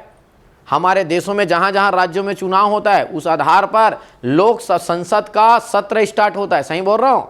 चुनाव खत्म, संसद का सत्र चालू हो जाता है। इसका मतलब आपने प्लान क्यों किया? आपने संसद का सत्र भी हम इस बात पे डिसाइड करते हैं कि किसी राज्यों में तो चुनाव नहीं है तो वहाँ हमको कितना दिन लगेगा, वहाँ अगर चुनाव नहीं है तो यहाँ पर संसद का सत्र चलेगा। तो मेरे कहने का मतलब बार बार और बिल्कुल इफिशियंसी बढ़ेगी, इसकी सरकार का इफिशियंसी बढ़ेगा, प्रशासन का इफिशियंसी बढ़ेगा, क्योंकि आप बार बार जो आप कार्य कर रहे हो इसकी परेशानियां भी वो भी चर्चा करेंगे। लेकिन अभी तो हमारा मुद्दा किस पर है? एक देश एक चुनाव की आवश्यकता। बात समझ में आ रहा है? तो ये कुछ ऐसे मुद्दे हैं, इसको अगर आप बनाओगे तो कुछ इस प्रकार से दिखेगा। आप इसको ऐसा लिख सकते हो, या मैंने क्या बताया, एक पैटर्न हमारा ये कहता है, दूसरा पैटर्न क्या कहता है हमारा। अच्छा, मैंने सेम चीज़ों को यहाँ पर समझाना चाहा कि कैसे व्यापारिक गतिविधि परेशान होगा, मुख्य कार्य नहीं कर पा रहा है, बार बार चुनाव होने से चुनावी चंदा 2019 में 60,000 करोड़ रुपए का वो हुआ था, आपका खर्च हुआ था। इन सब बातों को अंडरलाइन भी करना है, 60,000 करोड़ जहाँ लिखे हुए। अच्छा, मैंने बताया आप पॉइंट वाइज भी लिख सकते हो। यह वो वाला पैटर्न याद आ रहा है क्या, जहाँ पे मैंने थोड़ा सा पैटर्न बताया, फिर एक साइड क्या कर दो, पूरे का पूरा पैराग्राफ राइटिंग। वो भी होता है, आपको वेरिएशन लाना पड़ेगा। हम जो ऐसे राइटिंग का बुक बनाते हो पॉइंट वाइज इसलिए बनाते ताकि आपको याद रहे। ऐसा बनाने से क्या होता है, कंटेंट हमारा स्ट्रॉन्ग रहता है। पैराग्राफ राइटिंग में कंटेंट नहीं मिलता है। बात समझ में आ रहा है? इसलिए हम ऐसा बनाकर दे देते हैं। क्लियर है जी? तो इन बातों को आपको याद रखना है, ये है। अच्छा, उसके बाद जो पूजा ने लिखा था वो अपना एक विरोध का कारण भी होता है। क्या रहेगा इसके विरोध का कारण, या इसी को आप चुनौती में भी लिख सकते हो। आप किस में भी लिख सकते हो? आप चुनौती में, कि विरोध का कारण क्या क्या होता है। या पूजा ने जो अपने पॉइंट पर रखा था वो भी बहुत अच्छा था, पक्ष में तर्क और विपक्ष। इसके पक्ष में तर्क क्या है, तो जो जो आवश्यकता है वही क्या है, इसके पक्ष में तर्क, और विपक्ष में तर्क क्या है, इसके विरोध के कारण। हम लोग इसके आवश्यकता के बारे में बात किए, और कुछ लोग अच्छा भी लिख कर आए, उससे हटकर भी आप लोग लिखे। कुछ लोग उसके पक्ष और विपक्ष में तर्क के आधार पर लिखे, वो भी अच्छी बात है, क्योंकि अभी वो फाइनली हो नहीं पाया है, उसमें चर्चा चल रही है। तो डेफिनेटली उसमें दो मुद्दे होते हैं, एक पक्ष में तर्क और एक विपक्ष में तर्क। दोनों मुद्दे को आप तैयार रखें आप। लेकिन कल जैसा हमारा चर्चा था, मेरे को याद आ रहा है, कल हमने ये चर्चा कर लिया था कि आवश्यकता क्यों है इसकी, इस मुद्दे पर चर्चा किए थे। आज हमारा मुद्दा स्टार्ट होता है और वो होता है इसके विरोध के कारण। कई लोग इस मुद्दे को विरोध कर रहे हैं, या आप लोग चाहें तो इसके भाषा शैली को आप बदल सकते हो, भाषा शैली को बदल सकते हो, और इसी को क्या लिख सकते हो, इसी में आप एक कंटेंट लिख सकते हो, और कंटेंट में आप लिख सकते हो कि इसके विपक्ष में तर्क क्या दिया जा रहा है, इसके विपक्ष में क्या तर्क दिया जा रहा है। ये लो भाई, इसके विपक्ष में तर्क, मतलब अगर एक देश एक चुनाव हम लाने की बात करते हैं तो क्या क्या चीज़ें प्रभावित होने वाली है। कल मैंने थोड़ा एक दो मुद्दे पर चर्चा किया था, जैसे मैंने वो बताया था आपका कि आपातकालीन परिस्थिति, आर्टिकल नंबर 352, कि लोकसभा का कार्यकाल 1 साल बढ़ जाएगा। जब लोकसभा का कार्यकाल 1 साल बढ़ जाएगा तो बाकी राज्यों का फिर क्या होगा, उस समय तो फैल हो गया हमारा एक देश एक चुनाव का कांच। तो यह तो उस संवैधानिक प्रावधान को आपको हटाना पड़ेगा, एक बहुत बड़े संविधान संशोधन की आवश्यकता होगी, तो उस संविधान संशोधन करना पड़ेगा, या अन्य विधानसभाओं का कार्यकाल भी 1 साल बढ़ना चाहिए। तो मेरे कहने का मतलब है कुछ इस प्रकार के बहुत इंपॉर्टेंट संवैधानिक संशोधन होने चाहिए। तो कुछ ऐसे मुद्दे हैं जिसके बारे में हम चर्चा करते हैं। मुद्दे क्या हैं देखते जाओ। जैसे मैं यहाँ पर कुछ चीज़ों को यहाँ पे मेंशन कर दिया हूँ कि क्या क्या प्रभाव पड़ सकता है, और वो प्रभाव को आप समझते चलेंगे। जैसे कि सबसे पहले कहीं से भी नंबर एक अगर मैं हेडिंग डालूँ, वैसे ये बाद में लिखना चाहिए हमको। अगर हम बात करेंगे थोड़ा सा संवैधानिक वैधानिक तरीके से हम स्टार्ट करें, तो ये पॉइंट को मैं मान लेता हूँ ये हमारा पहला पॉइंट होता है। यहाँ से अगर मैं बात करता हूँ, यहाँ पर लिखा हुआ है हमारा संवैधानिक प्रावधान, बिल्कुल आपको लिखना पड़ेगा। बहुत सारे ऐसे आर्टिकल है जिसमें हमें संविधान संशोधन की आवश्यकता होगी। अगर मैं बात करता हूं आर्टिकल नंबर 83 में संशोधन का आवश्यकता होगा, आर्टिकल नंबर 85 में संशोधन होगा, 173, 175। अच्छा, मैंने एक और बताया था आर्टिकल नंबर 352 इमरजेंसी प्रोविजन, जहां पर एक लाइन लिख दिया गया है अगर आपातकाल लगा तो लोकसभा का कार्यकाल एक बार में 1 वर्ष तक बढ़ाया। तो फिर अब ये होना चाहिए बढ़ाया ही नहीं जाना चाहिए। क्या होना चाहिए? बढ़ाया ही नहीं जाना चाहिए। वो लाइन हटाना पड़ेगा ना, समझ रहे हो? नहीं तो दूरी जो है हमारा जो उद्देश्य है वो पूर्ण नहीं हो पाएगा। तो नंबर 1 होता है हमारा संवैधानिक प्रावधान करना पड़ेगा, तो इसके लिए संविधान संशोधन की आवश्यकता होगी। हाँ, एक बात आपको बता दूं, संविधान संशोधन जितने बच्चे मेरे से पढ़े हुए हो, मैंने बताया था संविधान संशोधन 3 प्रकार से होता है। एक आप याद करो साधारण बहुमत से, एक मैंने बोला विशेष बहुमत से, और एक तीसरा वाला होता है जिसमें राज्यों से अनुमति की आवश्यकता। तो मैं आपको बता दूं जितना भी, वैसे इसमें एक अच्छा चीज़ अभी पॉजिटिव पॉइंट ये है कि किसी भी संविधान संशोधन में राज्यों के विधायिका से, आधे राज्यों की विधायिका से अनुमति लेने जैसे प्रक्रिया का पालन करने की आवश्यकता नहीं है। अच्छा चलो भाई, तो अभी क्या है, एक बहुत बड़ा जरूरत क्या पड़ रहा है इसके लिए, बहुत बड़ा संवैधानिक संशोधन की आवश्यकता। दूसरा आप लिख सकते हो जनप्रतिनिधियों की जवाबदेही शिथिल होना। एक हेडिंग डाले, उसके अंदर आपको एक्सप्लेन कैसे करना है। एक्सप्लेन क्या होता है, बार बार चुनाव होने से, जब लोकसभा का चुनाव अलग समय में होता है, विधानसभा का चुनाव अलग जगह समय में होता है, अगर स्थानीय निकाय में चुनाव अलग जगह होता है, तो जो राजनीतिक दल के जो लोग होते हैं उन लोग सक्रिय रहते हैं, उनकी सक्रिय भूमिका देखी जाती है। उनको लगता है अरे फिर से चुनाव आने वाला है, ये लो लोकसभा का चुनाव आ गया, तो जो विधानसभा में जो लोग विधायक लोग जीते हैं भारी एक्टिव हैं, अभी काम को कर रहे हैं, योजनाओं को जल्दी जल्दी ये लोगों तक पहुंचा रहे हैं। तो जब उनको लगता है बार बार चुनाव आ रहे हैं ना, तो उनका एक्टिव होना बढ़ जाता है, वो ज़्यादा सक्रिय भागीदारी देखी रहती है। तो बार बार चुनाव होने से राजनीतिक दलों के लोग जो सरकार में शामिल होते हैं उनकी सक्रिय भागीदारी देखी जाती है, उनकी जवाबदेही बढ़ जाती है। लेकिन अब क्या होने वाला है, सबको पता है 5 साल में एक बार क्या है, चुनाव होने वाला है। चुनाव को जीत गए वो 4 सालों तक एकदम निष्क्रिय पड़ा रहेगा। हाँ, अब लगेगा ये वाला चुनावी साल है तो 5वां साल एक्टिव होगा, और ये कंफर्म है ऐसा ही होने वाला। समझ रहे हो? अभी राज्य सरकार जो जल्दी जल्दी आपके खाते में पैसा भेजा है ना, 1000 वाला, कुछ भी बोलो उसका सबसे बड़ा कारण अभी लोकसभा का चुनाव है। सही बोल रहा हूं? हर चीज राजनीतिक कारणों से ही होता है। जितना जल्दी आपके खाते में भेजने का कारण यही था, नहीं तो वो पहले आपका नामांकन भरवाता, पहले फॉर्म भरवाता, फॉर्म भरवाने के बाद वो छटनी करता, छटनी करने के बाद वो पूरा वेरिफिकेशन करवाता, वेरिफिकेशन करवाने के बाद वो 1 आध दिन और खोजता, इधर उधर करता, ऐसा करते करते वो लंबा खींच देता। तो मेरे कहने का मतलब है जवाबदेही तय हो जाता है, तो इससे रिस्पॉन्सिबिलिटी बढ़ती है। तो अब उनके में ऐसा हो जाएगा, चुनाव हो गया, 4 साल हनीमून में चले जाओ, 1 साल काम करने के लिए चले जाओ। नहीं तो सरकार का क्या है, यही तो हाल रहता है, 4 सालों क्या रहता है, ठंडा पड़े रहेगा चुनावी साल। अच्छा, दोनों ठंडा पड़े रहते हैं, पक्ष भी और विपक्ष को भी आपसे कोई मतलब नहीं, विपक्ष को भी कोई मतलब नहीं, आपका क्या फायदा उसको क्या नुकसान, वो भी आप देखना चुनावी साल में ही एक्टिव मोड में आता है। अब चुनाव आने वाला, चलो एक्टिव मोड में आ जाओ। हाँ, चलो उत्तर से दक्षिण की यात्रा करो, हो गया, चलो पूर्व से पश्चिम। अच्छा, उधर थाईलैंड से शुरू नहीं किया वो आदमी। तो मेरे कहने का मतलब ये है, ये तो एक्टिव अभी हो रहे हो आप, इतने दिन से क्या कर रहे थे जब इतना सारा समस्या देश में चल रहा है। तो मेरे कहने का मतलब एक तो जनप्रतिनिधियों की जवाबदेही। चलो भाई, दूसरा नंबर में हम इसको लिख ले। चलो, ये एक बहुत बड़ा समस्या है जिसको आप पहले दूसरे में भी लिख सकते हो, समय से पहले विधायिका का भंग होना। वैसे समिति ने इसके बारे में एक अपना सुझाव दे चुका है। हमने 5 साल तो बोला, अब हमारे पास आज 31 विधायिका है और एक लोकसभा है, ये समय से पहले भी भंग हो सकता है।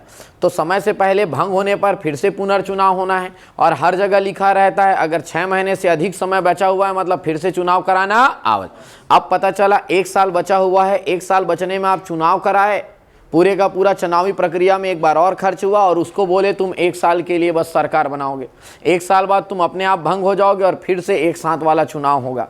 तो ये एक चुनावी प्रक्रिया का आधार माना गया है। लेकिन थोड़ा सा मेरे को ऐसा लगता है यहाँ पर कुछ चीज़ों को चेंज करने का भी ज़रूरत पड़ना चाहिए। जैसे कि अगर आप चाहो तो ये बोल सकते हो अगर 4 साल से अधिक समय हो गया है और जो सरकार चुनकर आएगा तो वो 6 साल के लिए काम करेगा, वो अगले कार्यकाल के, क्योंकि बार बार 1 साल बाद फिर चुनाव कराओगे, आम जनता का परेशानी हो रहा है, वो उसमें चुनाव कराने वाले लोग परेशान हो रहे हैं, फिर सरकारी तंत्र का दुरुपयोग हो रहा है। तो खैर अपने कुछ सुझाव होना चाहिए, लेकिन आपको बताना है अगर भंग हो जाए, समय से पहले भंग हो जाए तो फिर से चुनाव कराना और फिर से चुनाव कराया जाए तो उसका कार्यकाल कैसे निर्धारित होगा। भाई आपको प्रश्न लिखकर छोड़ देना है, उसका कार्यकाल का निर्धारण किस प्रकार का होगा हमको नहीं पता है। अच्छा, समिति ने सिर्फ सलाह दिया है, मानना कोई जरूरी नहीं, तो कैसे होना चाहिए ये एक प्रश्न चिन्ह है। संघीय ढांचे पर प्रभाव, वेरी वेरी इंपॉर्टेंट। संघीय ढांचे पर बहुत बड़ा प्रभाव मिलेगा। संघीय ढांचे का प्रभाव बोलने का मतलब है जैसे इसमें क्या होता है, एक केंद्र राज्य संबंध का एक मामला आ जाता है, केंद्र राज्य संबंध प्रभावित होता है। दोनों जगह अलग अलग चुनाव कराने से लोगों को अपना राज्य स्तर पर अलग निर्णय लेने का मौका मिलता है, केंद्र स्तर पर अलग निर्णय लेने का मतलब होता है तो निर्णय लेने में हमको कठिनाई होगा, हम निर्णय नहीं ले पाएंगे।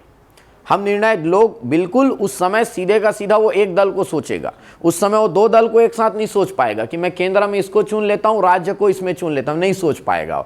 दोनों समय दोनों जगह या तो कांग्रेस को डाल देगा या दोनों तरफ भाजपा को डाल देगा या दोनों जगह तृणमूल को डाल देगा, वो ऐसी हो जाएगा। तो ये जो संघीय व्यवस्था बनाया गया है जिसमें 2 सरकार बनाने की बात कही है कि क्षेत्रीय स्तर पर अलग सरकार बनेगा, केंद्र स्तर पर अलग बनेगा, ये हमारा बहुत ज़्यादा प्रभावित होगा, बिल्कुल प्रभावित होगा। लोगों की निर्णयन क्षमता कमजोर होगी, हम निर्णय नहीं ले पाएंगे, निष्पक्ष निर्णय नहीं ले पाएंगे, इसमें एक समस्या है। हम राज्य सरकार को भी केंद्र के आधार पर जज कर देंगे और वही अगला पॉइंट है, क्षेत्रीय प्रभाव कम होने का डर। होता क्या है, राष्ट्रीय स्तर पर चुनाव बहुत बड़े व्यापक रूप में होता है। जैसे लोकसभा का भी चुनाव हो रहा है, हर जगह बड़े बड़े न्यूज़ चैनल में उसके विज्ञापन चल रहे हैं।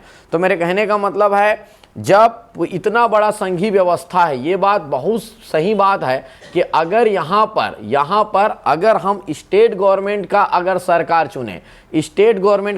चुने, तो क्षेत्रीय मुद्दे होने चाहिए, क्षेत्रीय मुद्दे के आधार पर सरकार चुना जाए ना। और जब हम पूरे भारत देश का अगर हम चुनाव कराया जाए तो पूरे को कौन से मुद्दे पर होना चाहिए, राष्ट्रीय। लेकिन जब दोनों एक साथ होगा तो राज्य स्तर पर भी जब लोगों का सरकार चुनने का वक्त आएगा, राज्य स्तर पर चुनाव तो वो राष्ट्रीय स्तर पर ही चुनेगा। क्षेत्रीय मुद्दे कमजोर पड़ने चले जाएंगे, क्षेत्रीय मुद्दे कमजोर पड़ने जाएंगे और ये क्षेत्रीय मुद्दा होना बहुत इंपॉर्टेंट है, क्योंकि सही मायने में बोलूं छत्तीसगढ़ का विकास भारत सरकार नहीं करेगा, छत्तीसगढ़ का विकास छत्तीसगढ़ सरकार ही करता है। Local government very very important आपके लिए, दोनों सरकार में ने सबसे ज़्यादा इंपॉर्टेंट सरकार आपका स्टेट गवर्नमेंट, जो आपको डायरेक्ट आपका बेनिफिट देता है। सेंट्रल गवर्नमेंट उतना नहीं सोच पाएगा आपके, तो इससे क्षेत्रीय मुद्दे आपके कमजोर गौण हो जाएंगे। गौण उसको कहा जाता है, क्षेत्रीय मुद्दे गौण हो जाएंगे और आप सिर्फ राष्ट्रीय मुद्दों के आधार पर देश चुनने वाले हो। सही मायने में बताऊं, अगर मान लो जाए अभी छत्तीसगढ़ में चुनाव होता, इसको भी आप उसी के आधार पर चुनते, स्टेट गवर्नमेंट को भी आप वैश्विक नीति के आधार पर चुनते। अरे मोदी बहुत बढ़िया कर रहा है, उन्होंने जो निर्णय लिया बहुत अच्छा निर्णय है, उस आधार पर आप स्टेट गवर्नमेंट को चुन रहे हो, ये गलत होते हैं। स्टेट गवर्नमेंट को कौन आपके की पॉइंट को पकड़ा हुआ, ये मैटर करता है। तो मेरे कहने का मतलब ये होता है क्षेत्रीय मुद्दे गौण हो जाएंगे और राष्ट्रीय मुद्दे जो है वो दीर्घ मुद्दे बनेंगे। और इनका विरोध सबसे ज्यादा कौन कर रहा है, जिन जिन राज्यों में क्षेत्रीय गवर्नमेंट का सरकार बना हुआ है, उदाहरण के लिए उड़ीसा, दक्षिण भारत के राज्य, नॉर्थ ईस्ट के राज्य, जहां पर लोकल गवर्नमेंट अलग, वहां के लोग अपना अलग सरकार बना। एक्चुअल में वैसा ही होना चाहिए, वहां के लोगों का अलग होना चाहिए। यहां पर भाजपा या कांग्रेस का सरकार नहीं होना चाहिए, यहां पर एक अलग से पार्टी बनना चाहिए जो सिर्फ छत्तीसगढ़ स्तर के हो और रियली बताऊं उसका सरकार होना चाहिए। फिर देखना कैसा डेवलपमेंट आता है, रियल में इसी मुद्दे पर लड़ा जाना चाहिए। तो खैर, तो मेरे कहने का मतलब है क्षेत्रीय मुद्दे कमजोर पड़ेंगे। अगला मैंने बोला एक आईडीएफसी की रिपोर्ट दिया गया है और आईडीएफसी की एक रिपोर्ट में कहा गया है, मान लो जाए अभी इस देश में अगर चुनाव हो रहा है, एक साथ चुनाव हो रहा है, तो राष्ट्रीय स्तर पर अगर जो सरकार है, राष्ट्रीय स्तर पर सरकार है, उसी को ही लगभग 71% वोट मिलने का उस राज्य में चांस होता है। इसीलिए आईडीएफसी के रिपोर्ट से बात सिद्ध होता है। और वही देश में 1 साल तक चुनाव होते रहा, 61% चांस है कि केंद्र में जो सरकार है उसी को वोट दिया जाएगा, क्योंकि हम उन घटनाओं से प्रभावित होते हैं मानसिक तौर पर, हम उसकी ओर झुके हुए रहते हैं। तो पूरे देश में जो सरकार चलते रहेगा उसका ही प्रभाव राज्यों में मिलेगा। और सही मायने में बोलो, ये पूरी रचना इसीलिए रची गई है, पूरी रचना इसीलिए ही रची गई। जहां जहां लोकल गवर्नमेंट है, जहां जहां वो अपने भाषणबाजी से नहीं पहुंच पा रहे हैं, वहां पर इन मुद्दों के कारण वहां तक पहुंचना है। हाँ, ये नहीं बोल रहा हूं कि इसका नुकसान है, चलो खैर आप इस बात को याद रखें। थोड़ा आईडीएफसी की एक रिपोर्ट में कहा भी गया है कि अगर सब पूरे देश में एक साथ चुनाव होता है तो राष्ट्रीय स्तर पर जो सरकार चुने जाने का तरीका रहेगा उसका 71% चांस ये रहेगा कि राज्यों पर उसका प्रभाव पड़ता है। 1 साल के भीतर अगर चुनाव होता है तो लगभग उसका 61% चांस रहता है कि उसका प्रभाव पड़ेगा। तो ये रिपोर्ट भी थोड़ा सा ये कह रहा है कि ये एक निगेटिव प्रभाव डालेगा इस पर। इसलिए कहा जा रहा है कि केंद्र सरकार जो निर्णय ये लेने का प्रयास कर रहा है, इसका एक कारण ये आईडीएफसी की रिपोर्ट है। अच्छा चलो भाई, अगर मैंने बताया इस कुछ मुद्दे पर, और विशाल जनसंख्या है, विशाल जनसंख्या, देखो भाई चुनाव कराना है तो सुरक्षा भी एक बहुत बड़ा मामला होता है। कौन सा एक बहुत बड़ा मामला होता है? सुरक्षा होता है। इतना बड़ा चुनाव कराने के लिए सुरक्षा को देखा जाएगा। एक साथ 2 प्रकार के चुनाव कराने के लिए लोगों में उतना अवेयरनेस क्रिएट करना पड़ेगा एक साथ। अच्छा, हमारा पूरे का पूरा चुनाव ईवीएम के माध्यम से होता है, तो क्या इतने बड़े लोगों के पास एक साथ ऐसे ईवीएम की सुविधा उपलब्ध कराया जा पा रहा है? डेफिनेटली 2 इलेक्शन हो रहे हैं, इसका मतलब 2 ईवीएम का सुविधा होना चाहिए हमारे पास, 2 ईवीएम होना चाहिए। मैं जाऊंगा वोट डालने के लिए, लोकसभा के लिए अलग से ईवीएम में बटन दबाने वाला हूं, विधानसभा में अलग बटन दबाना है मेरे को। तो मेरे कहने का मतलब है, क्या इतनी व्यवस्था हमारे पास है?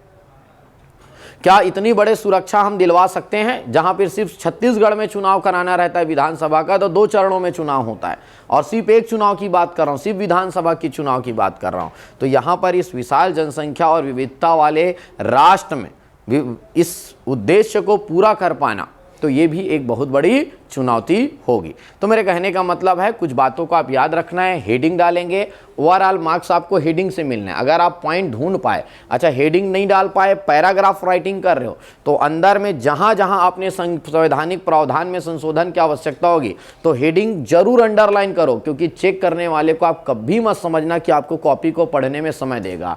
आपको सिर्फ किसको लिखना है? संवैधानिक प्रावधान को क्या डालना है? आपको हेडिंग डालना है।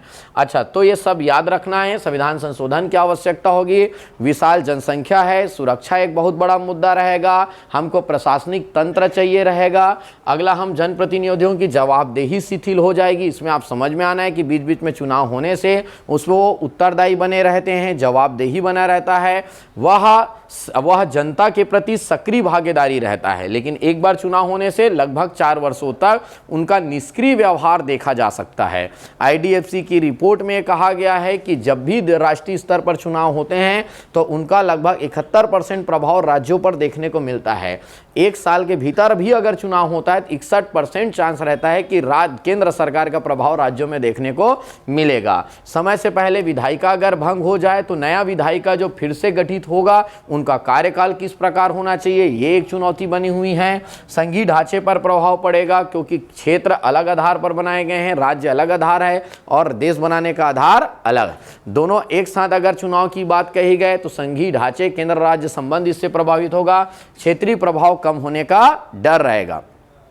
क्षेत्रीय मुद्दे इनके सामने गौण हो जाएंगे और राष्ट्रीय मुद्दों के आधार पर ही पूरे देश में हर 5 साल में लोकसभा और विधानसभा का चुनाव लड़ दिया जाएगा। तो ये कुछ मुद्दे रहते हैं। जैसे हमारा जब विधानसभा चुनाव होता है तो हम लोग क्या होते हैं, सिर्फ और सिर्फ हमारे राज्य में क्या हुआ इन मुद्दों पर हम चर्चा करते हैं, सिर्फ इसी मुद्दों पर चर्चा करें। लेकिन अब क्या होगा, हम देश के भी मुद्दे पर बात करेंगे और राज्य के मुद्दे पर भी बात करेंगे। तो हमारे राज्य में ज़्यादा प्रभाव नहीं पड़ता है, क्योंकि हमारे यहाँ वही सरकार बनाता है जो केंद्र में भी बनाता है। लेकिन जो ऐसे राज्य हैं जो क्षेत्रीयता को ज़्यादा प्रभावित करते हैं, मैंने अभी बताया उड़ीसा जैसे राज्य, वहाँ पर बहुत प्रभाव पड़ेगा इन सब मुद्दों का। क्लियर है। तो ये उनके सामने क्या आने वाली है, कुछ चुनौतियां। कुछ इस प्रकार अगर आप लिखेंगे तो ऐसे आपको समझाना पड़ेगा, ऐसे आपको समझाना पड़ेगा, बराबर आपको अंडरलाइन भी करना पड़ेगा। जैसे यहाँ पर संविधान संशोधन है तो कहाँ कहाँ पर संवैधानिक संशोधन की आवश्यकता होगी, अनुच्छेद 352 में भी कुछ संशोधन का जरूरत करना पड़ेगा। IDFC की रिपोर्ट में जब 71% वोट और 61% वोट का कहानी सुनाओगे तो उसको आपको लिखना पड़ेगा। कहीं पर क्षेत्रीय मुद्दे गौण होने का चांस रहेगा तो क्षेत्रीय मुद्दे गौण हो गए, ये सब शब्द को आपको अंडरलाइन कर दो। देखो मैं बार बार बोलूंगा, इस पूरे कहानी को कभी नहीं पढ़ेगा, आपको बताना पड़ेगा वो क्या करे, तो आप अंडरलाइन करके आए करो। मेरे पास भी आते हो तो आप अंडरलाइन ही करके आए करो, अन्यथा मेरे क्या करना पड़ता है, पूरा कॉपी पढ़ना पड़ता है। सोचो आप तो यहाँ के स्टूडेंट हो, मैं पूरा कॉपी नहीं पढ़ पाता हूँ, उसके पास तो ऐसे 3000 कॉपी है जी, और आपको जानता भी नहीं तो और क्या इंटरेस्ट लेगा वो आपसे, तो उसका कोई लगाव ही नहीं है, क्यों पढ़ेगा आपके कॉपी। तो हम बहुत सारे ऐसी बातें हैं जो लिखे रहते हैं लेकिन उसको बता नहीं पाते, तो आप उसको बताना सीखो। Presentation very very important, clear है। ऐसे हमको कुछ मुद्दों पर आपको लिखना रहेगा। चलो भाई, उसके बाद ये रिपोर्ट आप लोग ऑलरेडी पढ़ चुके हो, कल के क्लास में रिपोर्ट के बारे में चर्चा कर चुका हूं। और यहाँ पर एक मैंने बताया था, ये मैंने चर्चा किया था कल के क्लास में कि ये चुनावी सुधार क्या है। चुनावी सुधार बताया था क्या, कब कब क्या क्या सुधार हुआ है, इसको कहीं पे लिख देना। बताया था कि अब तक और चुनावी सुधार कहाँ कहाँ पे हुए हैं। सही मायने में बोलूँ तो मैंने थोड़ा सा इसको बराबर क्लासिफाई करके लिखा हुआ है। अब तक जो चुनाव में सुधार, ये जो चल रहा है एक देश एक चुनाव, ये क्या है, यह चुनावी का चौथा चरण है, चुनावी सुधार का चौथा चरण। इसको 3 चरणों में बांटा जा सकता है। 1950 से लेकर 1996 तक जो सुधार हुआ वह चुनावी सुधार का पहला चरण हुआ। 1996 से 2000 तक जो बड़े बड़े डिसीजन लिए गए वह चुनावी सुधार का दूसरा चरण हुआ।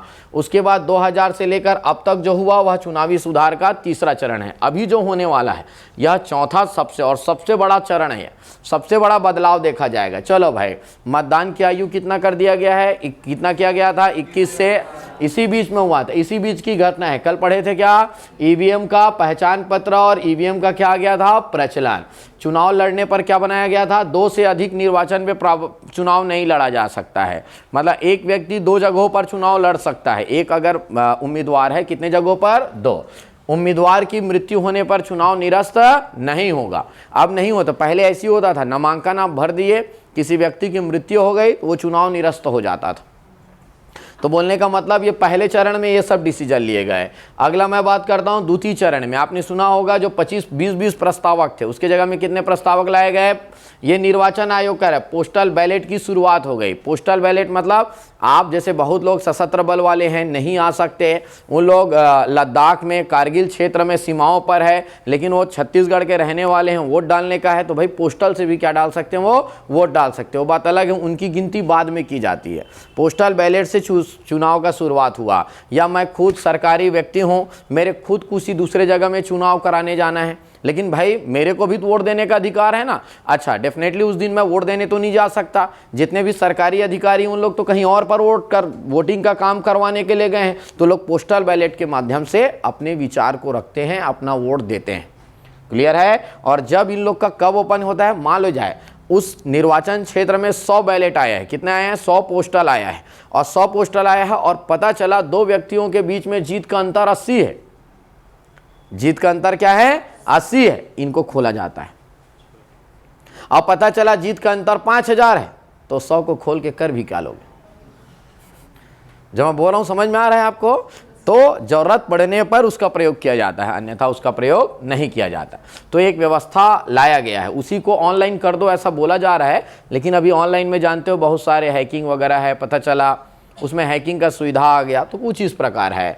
और उसके बाद वीवीपैट का सुविधा आ गया, और बोला गया एग्जिट पोल पर प्रतिबंध लगाने का तृतीय चरण में हुआ कि कोई भी एग्जिट पोल नहीं करेगा। नहीं पहले क्या होता था, चुनाव हो रहा है उससे पहले एग्जिट पोल आ जाता था, और आप पहले से सोच रहे हो ना मैं किसी दल का समर्थक हूं, तो एग्जिट पोल के आधार पर लोग अपना निर्णय बदल देते थे। तो क्या होता था, हमको मानसिक तौर पर प्रभावित कर रहा था, तो एग्जिट पोल पर बैन लगा दिया गया। इसीलिए देखना, एग्जिट पोल जब पूरा चुनाव हो जाता है तो उसी दिन आपको 5 बजे 6 बजे उसको रिलीज किया जाता है। तो एग्जिट पोल पर प्रतिबंध लगा दिया गया कि चुनाव जब तक मतदान ना हो तब तक आप एग्जिट पोल डिक्लेयर नहीं करोगे। तो कुछ इस प्रकार से वीवीपैट से मतगणना, कुछ इस प्रकार का सुधार आया है। तो आप थोड़ा सा एक चुनावी सुधार के बारे में बात कर रहे हैं तो सबसे अच्छी ये सोच होती है कि अब तक और क्या क्या सुधार हुए इस क्षेत्र में, इसको थोड़ा सा आप याद रखेंगे। ये सब आपको पॉजिटिव पॉइंट है, ये सब आपका हथियार रहेगा, ये वो काम रहेगा जो अब तक ऐसा नहीं हुआ है। जैसे हम बात में मणिपुर हिंसा के बारे में अगर हम चर्चा करने वाले हैं, अगला टॉपिक में भी हमारा मणिपुर हिंसा रहे, तो मणिपुर हिंसा चर्चा करते करते हमको ये बात पता होना चाहिए कि इससे संबंधित और इस क्षेत्र में कब कब ऐसी हिंसाएं हुई हैं, या मणिपुर में ऐसी हिंसा जैसे घटनाएं और कब कब हुई है। भाई अभी हुआ है तो बात सही है, पता चला ऐसी हिंसा लगातार हो रहा है, सरकार अभी तक उस हिंसा को उचित ढंग से निराकरण नहीं कर पा रहा है, तो अब तक इस क्षेत्र में हिंसा से संबंधित और अन्य घटनाएं क्या क्या है ये बात भी हमको पता होना चाहिए। क्लियर है, बात समझ में आया? अच्छा चलो भाई, उसके बाद अगर मैं बात करूं, चलो भाई नंबर 1 कुछ पॉइंट ऐसे हैं जो मैं लिख दिया हूं, 2-4 पॉइंट मैं आपको एक्स्ट्रा बता देता हूं। हमेशा मैं बोलता हूं कोई भी चीज़ में ये प्रश्न होता है आगे की राह। आगे की राह हमेशा आपका सोच पैदा करता है। 3 चीज़ आपका सोच पैदा करता है। नंबर 1 आपका शुरुआत का प्रस्तावना कि आप क्या सोचते हो इस मुद्दे के बारे में, दूसरा है आगे की राह, तीसरा है निष्कर्ष। अच्छा चलो भाई, मैंने बोला यहाँ पर व्यापक चुनाव सुधार अभियान चलाना चाहिए। भाई आपको लोगों के में अवेयरनेस आपको क्रिएट करना पड़ेगा कि ये जो चुनावी सुधार करने का प्रयास किया जा रहा है इसका मुख्य उद्देश्य क्या है। जैसे हमने अभी आवश्यकता के बारे में बात किया, तो आवश्यकता को लेकर लोगों में अवेयरनेस क्रिएट करना जरूरी है। किस प्रकार खर्च ज़्यादा हो रहा है, प्रशासनिक मशीनरी का दुरुपयोग हो रहा है, सरकारी तंत्र सही तरीके से काम नहीं कर पा रहा है, इन सब मुद्दों को जनमानस तक, आचार संहिता से कैसे हमारे कार्यविधि प्रभावित होती है, इन सबको लोगों तक पहुंचाना जरूरी है। मैंने बोला राष्ट्रीय, ये बहुत इंपॉर्टेंट लाइन है जिसको आपको लिखना पड़ेगा। इसको लाने से पहले राष्ट्रीय क्या बोला जाएगा, राष्ट्रीय व क्षेत्रीय सभी दलों की संयुक्त बैठक कर बहुमत से इसका निर्णय लेना जरूरी है। भाई निर्णय तो दल तो बहुत सारे हैं, लेकिन इतना तो हमको पता है ना हमारे भारत देश में आज राष्ट्रीय दल कितने हैं, हमको ये तो पता है ना आज भारत देश में हमारे क्षेत्रीय दल कितने हैं। भाई सबके 5-5 प्रतिनिधि को बुलाओ, आप सबके कितने प्रतिनिधि को बुलाओ, 5-5 प्रतिनिधि को बुलाओ, बढ़िया इसमें आप आयोजित करो, क्योंकि चुनाव और दल इसका बहुत गहरा संबंध है। कहीं ये ना हो सिर्फ हम खर्च के चक्कर में हमारा 1 लाख करोड़ रुपए खर्च हो रहा है, इस चक्कर में पूरे हम संघीय ढांचा को प्रभावित ना कर दें। तो सबका एक संयुक्त बैठक बुलाकर बहुमत के आधार पर निर्णय लेने का प्रयास किया जा सकता है।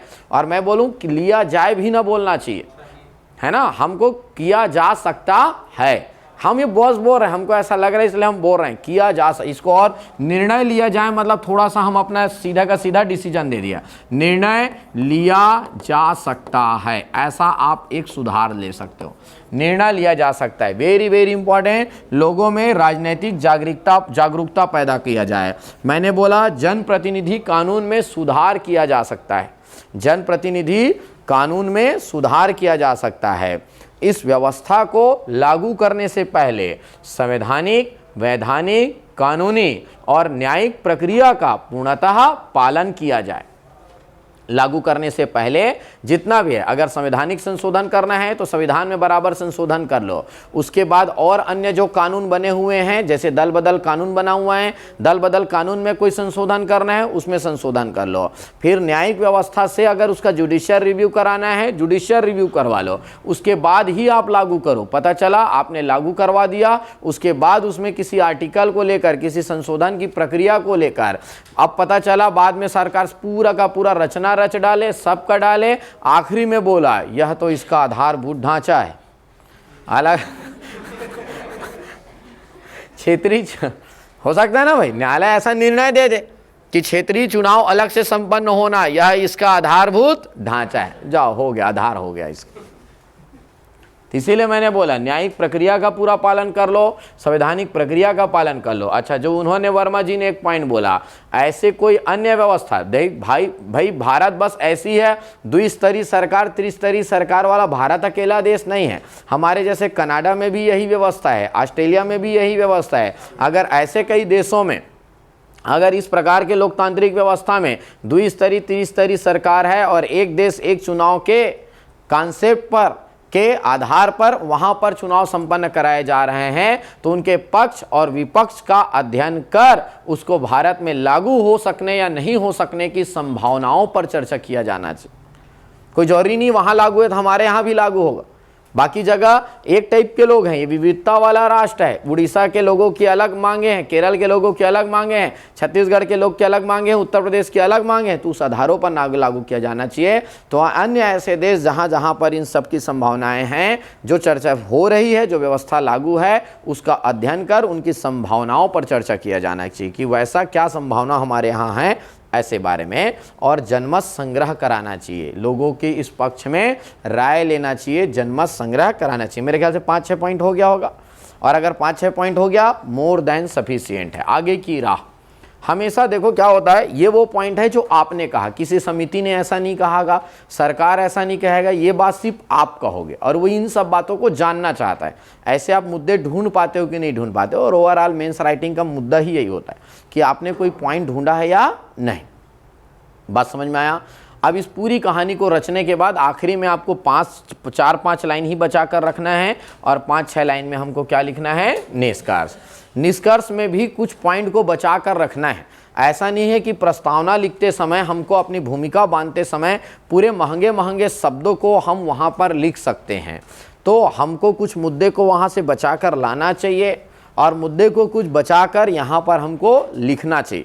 जैसे अभी उन्होंने कहा, ध्रुव ने एक पॉइंट बोला, उन्होंने एक अच्छा पॉइंट बोलना चाहा, अगर इतने बड़े विशाल जनसंख्या वाले देश में, विशाल वस्तुओं के लेन देन करने वाले देश में, अगर एक देश एक कर व्यवस्था, जीएसटी की व्यवस्था लागू की जा सकती है कि नहीं है जी, एक देश एक जीएसटी की व्यवस्था लागू की जा सकती है, तो निश्चित ही इस देश में एक देश एक चुनाव जैसी व्यवस्था को लागू करना कोई मुश्किल कार्य नहीं।